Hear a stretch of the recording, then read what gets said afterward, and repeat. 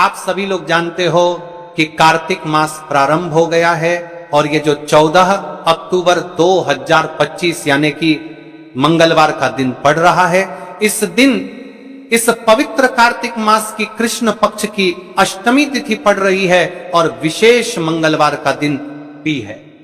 मतलब ये कार्तिक मास का मंगलवार की अष्टमी है। आप सभी को पता है कि कार्तिक मास का कितना बड़ा महत्व होता है और मंगलवार की अष्टमी का तो सबसे बड़ा महत्व है।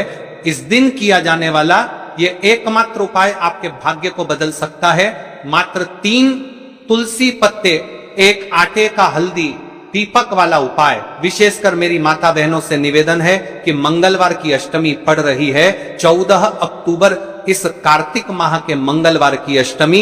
शिव महापुराण की कथा से हमने आपको कई बार बताया है कि अगर कभी मौका जाए और कार्तिक माह के मंगलवार की अष्टमी तिथि पड़ जाए तो इस दिन किया जाने वाला छोटा उपाय आपके जीवन की रेखा को बदल सकता है। आपके जीवन में दुख कष्ट चल रहे हैं, धन संपदा में कमी है, लक्ष्मी घर में आती तो है लेकिन टिक नहीं पाती है, तनाव है, घर में लड़ाई झगड़े होते हैं, तो इस दिन आपको इस मात्र 3 तुलसी पत्ते, 1 आटे का हल्दी दीपक वाला उपाय को अवश्य करना चाहिए।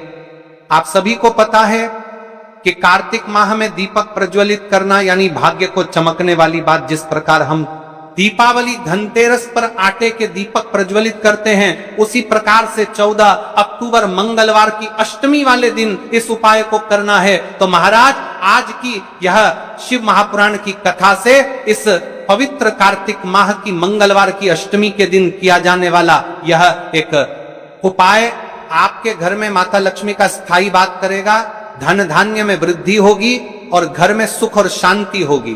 तो 14 अक्टूबर यानी कि मंगलवार वाले दिन मेरी माता बहनों से निवेदन है कि यदि आप इस कथा को, इस वीडियो को आप जहां पर भी देख रहे हो, फेसबुक यूट्यूब पर इसे अंतिम तक देखें, क्योंकि यह सीहोर वाला महाराज अपनी बहनों से निवेदन कर रहा है कि कार्तिक माह की अष्टमी 14 अक्टूबर मंगलवार वाले दिन आपको इस उपाय को अवश्य करना है। देखिए, यदि आपके जीवन में बहुत समस्या चल रही है और आपको पता भी नहीं चलता है, शायद आपके घर में लक्ष्मी दोष हो, इसलिए आपको इस अष्टमी तिथि वाले दिन इस उपाय को अवश्य करना है। मात्र 3 तुलसी पत्ते, 1 आटे का हल्दी दीपक वाला उपाय करना है। स्वयं माता लक्ष्मी आपके घर में सदैव के लिए विराजमान हो जाएगी, सारे पाप नष्ट होंगे। केवल कार्तिक माह की मंगलवार की अष्टमी तिथि वाले दिन ये छोटे से उपाय को कर लेना। देखिए, यदि पूरा साल निकल गया हो लेकिन आपने इस मात्र 3 तुलसी पत्ते, 1 आटे का हल्दी दीपक वाला उपाय को नहीं किया और जीवन में अभी भी बहुत समस्या है, तो 14 अक्टूबर मंगलवार अष्टमी तिथि वाले दिन आपको इस उपाय को अवश्य करना है।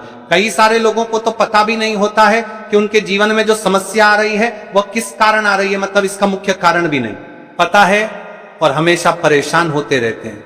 और आप सभी को पता है कि कार्तिक माह का सबसे बड़ा यदि कोई सा उपाय है तो वो मात्र 3 तुलसी पत्ते, 1 आटे का हल्दी दीपक वाला उपाय।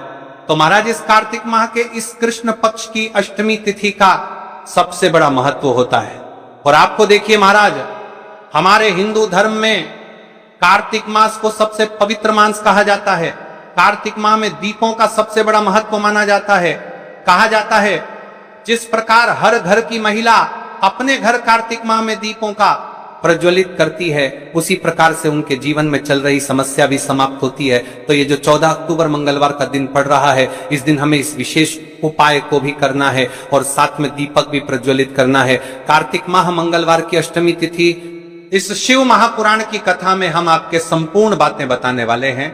आपको मंगलवार इस अष्टमी तिथि वाले दिन इस छोटे से उपाय को कर लेते हैं शिव मंदिर में अपने घर या फिर अपने घर माता तुलसी कुंड में। तो जो मनोकामना बड़े बड़े पूजा पाठ, बड़े बड़े उपाय से पूर्ण नहीं होती, वह केवल इस तरह कार्तिक माह की अष्टमी तिथि मंगलवार वाले दिन इस छोटे से उपाय को करने से पूर्ण हो जाती है। और ऐसे मौके बार बार नहीं मिलते। मेरी कई सारी माताएं बहनें पूजा पाठ करती हैं, रोज शिव मंदिर जाती है, शंकर को जल समर्पित करती है, फिर भी उनके जीवन से समस्या समाप्त नहीं होती है। तो उनसे विशेष कर निवेदन है, कार्तिक माह मंगलवार की अष्टमी आपके घर का कोई भी एक व्यक्ति इस दिन इस मात्र 3 तुलसी पत्ते, 1 आटे का हल्दी दीपक वाला उपाय को करेगा, तो जो भी पूरे घर परिवार में समस्या चल रही है वह सारी समाप्त होती है। भक्तों, शिव महापुराण की कथा में बताया गया है कि कार्तिक माह अष्टमी तिथि का सबसे बड़ा विशेष महत्व होता है।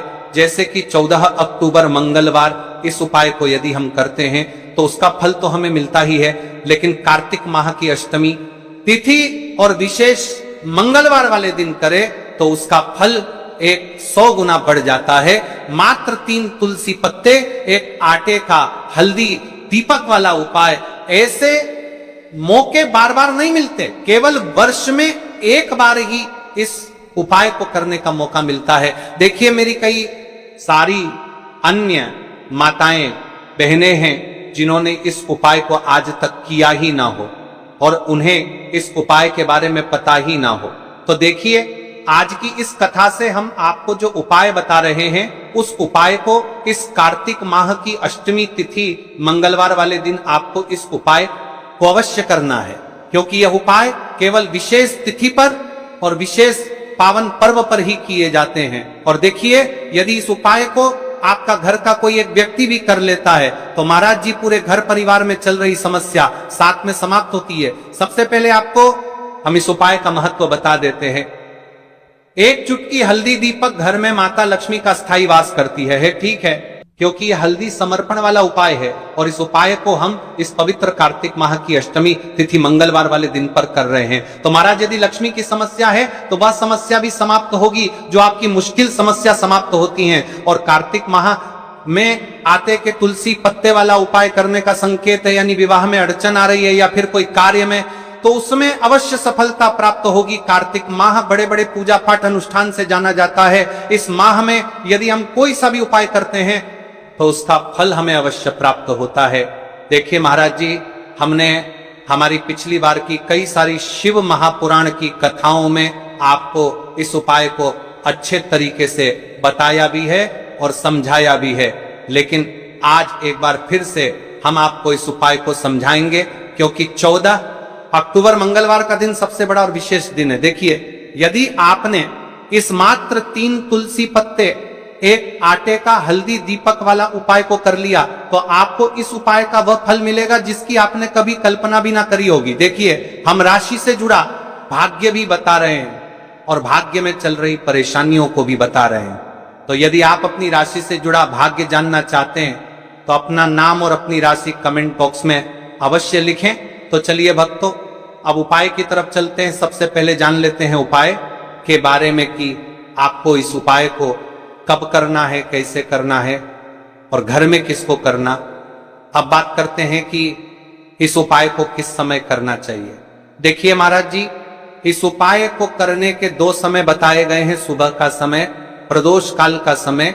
कई सारी माता बहनें सुबह के समय इस उपाय को करना चाहती है तो वह सुबह के समय इस उपाय को कर सकती है। सुबह का समय सबसे शुभ माना जाता है, विशेषकर पूजा पाठ और उपासना के लिए सुबह का समय बहुत उत्तम है। सबसे श्रेष्ठ समय सुबह 7 बजे से 8 बजे तक। यदि कोई व्यस्त है और वह इस उपाय को करना चाहते हैं तो सुबह 10 बजे तक कर सकते हैं, और यदि कोई माता बहन चाहे कि वह 12 बजे से पहले कर लें तो भी मानिए।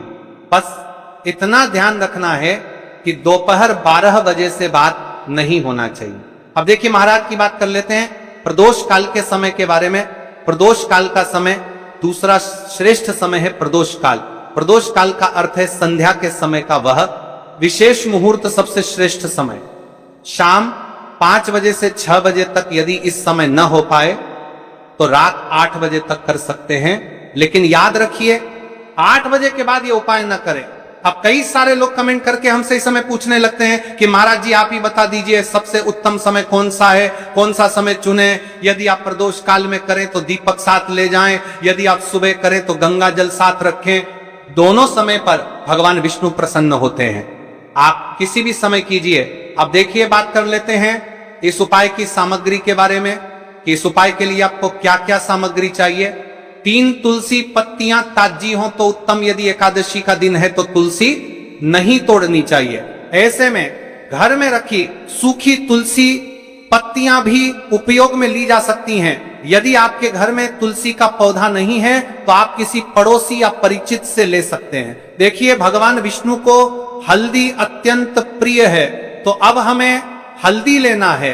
एक चुटकी हल्दी, रसोई घर की हल्दी चलेगी, शुद्ध हल्दी का प्रयोग करें। अब इस उपाय को करने के साथ में हमें एक दीपक भी लेना है महाराज जी, ठीक है। एक दीपक, लंबी बत्ती का दीपक प्रदोष काल में करने पर दीपक अवश्य जलाएं। थोड़ा सा गंगाजल सुबह के समय करने पर गंगाजल का उपयोग करें। भगवान विष्णु की प्रतिमा या चित्र, भगवान विष्णु, श्री राम या श्री कृष्ण की प्रतिमा रखें। अब हम इस उपाय की पूरी विधि विस्तार से समझते हैं।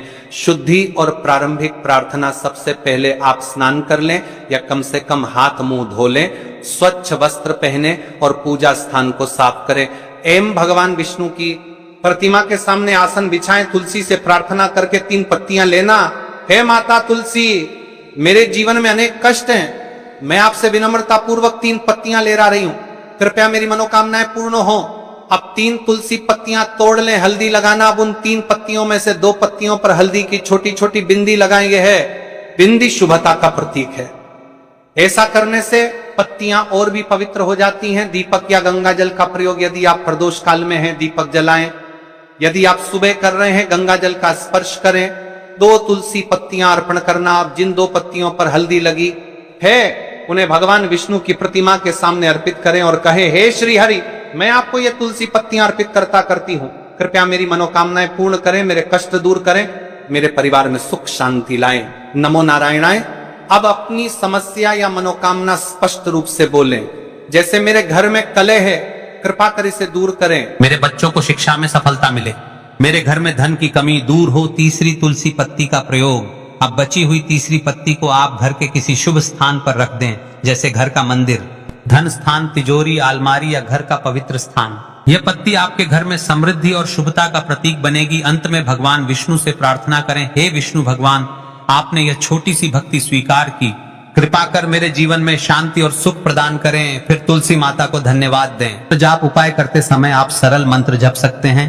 AUM नमो नारायणाय 11 बार या AUM श्री विष्णवे नमः 21 बार उपाय करने के बाद का फल अब देखिए महाराज जी। महाराज, इस उपाय का फल क्या होता है? घर में शांति बनी रहती है, धन की वृद्धि और आर्थिक स्थिरता आती है, मनोकामनाएं धीरे धीरे पूर्ण होती हैं, परिवार में प्रेम और सौहार्द बढ़ता है, रोग और बाधाएं दूर होती हैं। तो भाइयों और माताओं, यह था 3 तुलसी पत्तियों और हल्दी का उपाय। यह उपाय छोटा है, सरल है, लेकिन इसमें अपार शक्ति छुपी हुई है। श्रद्धा और विश्वास से इसे करें, विष्णु और तुलसी माता अवश्य प्रसन्न होंगे। 5 आटे के दीपक के बारे में, 5 आटे के शुद्ध दीपक, 5 आटे के दीपक। ये दीपक साधारण गेहूं के आटे से बनाए जाएंगे। दीपक बनाते समय इसमें ना नमक मिलाना है, ना हल्दी, आटे से बस सादा शुद्ध दीपक बनाना है।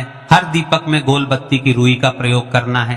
तेल इतना भरें कि दीपक पूरे उपाय के समय तक प्रज्वलित रहे। तेल आप सरसों या तिल का ले सकते हैं। ये दोनों ही भगवान शिव और देवी देवताओं को प्रिय है। कई सारे लोगों के मन में यहाँ भी रहता है, तो देखिए इन उपायों को तो करना ही है। बाकी यदि कोई अन्य सामग्री लेकर जाना चाहते तो वह भी लेकर की जा सकता है। यदि आप सुबह के समय इस उपाय को करोगे तो आपको सबसे पहले एक शुद्ध 1 लोटा जल अवश्य लेकर जाना है। सबसे पहले महादेव की शिवलिंग पर आपको 1 लोटा जल समर्पित करना है, क्योंकि सुबह का समय है, इसलिए शिव जी की शिवलिंग पर जल चढ़ेगा।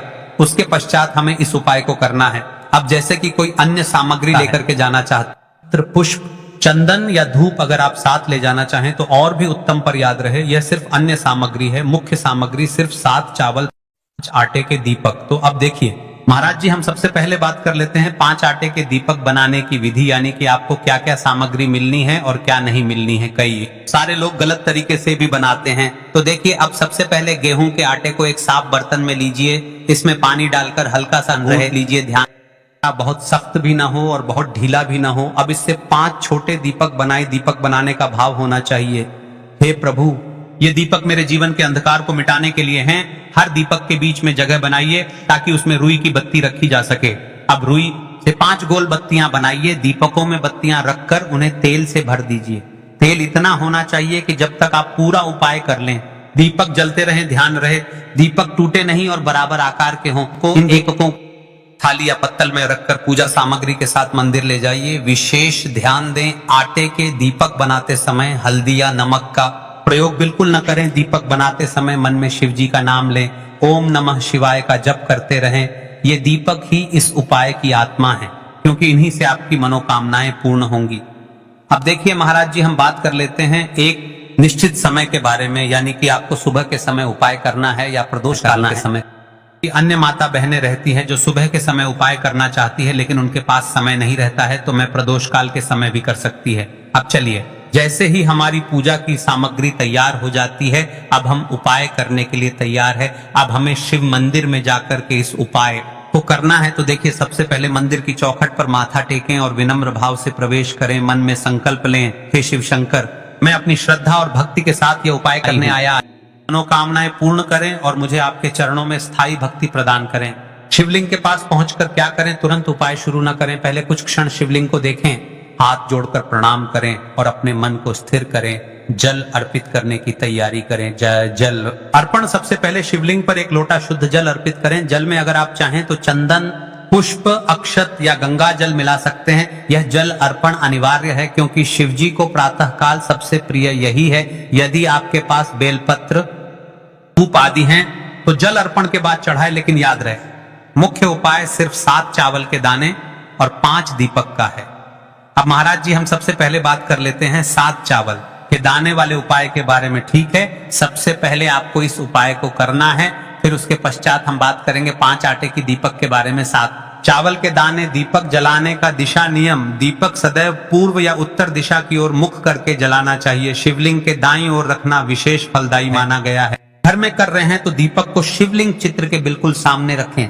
दीपक में प्रयोग होने वाले तत्वों का महत्व: सरसों का तेल नकारात्मक ऊर्जा को नष्ट करता है और परिवार से दरिद्रता हटाता है। तिल का तेल पितृदोष और काल सर्प दोष के शमन में सहायक। घी सर्वश्रेष्ठ, क्योंकि इसे देवताओं का प्रिय आहुति कहा गया है। यह लक्ष्मी कृपा को आकर्षित करता है। लौंग बत्ती, यदि आप दीपक में लौंग डालकर जलाते हैं तो यह ग्रह बाधाओं और शत्रु बाधाओं को शांत करता है। कपूर के साथ कपूर की आहुति देने से तुरंत नकारात्मक ऊर्जा जलकर राख हो जाती है। अब देखिए महाराज जी, दीपक प्रज्वलित करते हैं समय आपको क्या करना चाहिए? इसे कम से कम 11 बार जपें। यदि समय और शक्ति है तो 108 बार जपें। मंत्र जपते समय मन में अपनी समस्या, इच्छा या संकल्प स्पष्ट रखें। उपाय करने की सबसे बड़ी बात देखिए महाराज जी, आपको उपाय करते समय किन किन चीजों का ध्यान रखना है, क्या क्या सावधानियां रखनी है, उपाय करते समय किन किन बातों का ध्यान रखना चाहिए। जलाते समय मन एकाग्र रखें, मन में क्रोध, ईर्ष्या या चिंता न लाएं। दीपक जलते समय कभी भी उसे फूंक मारकर न बुझाएं। यदि बुझाना हो तो लकड़ी चम्मच से धीरे से बुझाएं। दीपक जलाते समय जूते चप्पल उतारकर ही स्थान पर जाएं। यदि घर में उपाय कर रहे हैं तो दीपक ऐसी जगह जलाएं जहां बच्चे या जानवर उसे गिरा न दें, कोई अपशब्द या नकारात्मक बात न करे। दीपक का उपाय संध्या काल, प्रदोष काल में करना सर्वश्रेष्ठ है। यदि विशेष कार्य सिद्धि के लिए कर रहे हैं तो प्रातः काल, ब्रह्म मुहूर्त या काल, दोनों समय दीपक जलाना चाहिए। जैसे ही आप ये उपाय को कर लेते हैं वैसे ही आप शिव जी को प्रसन्न कर लेते हैं।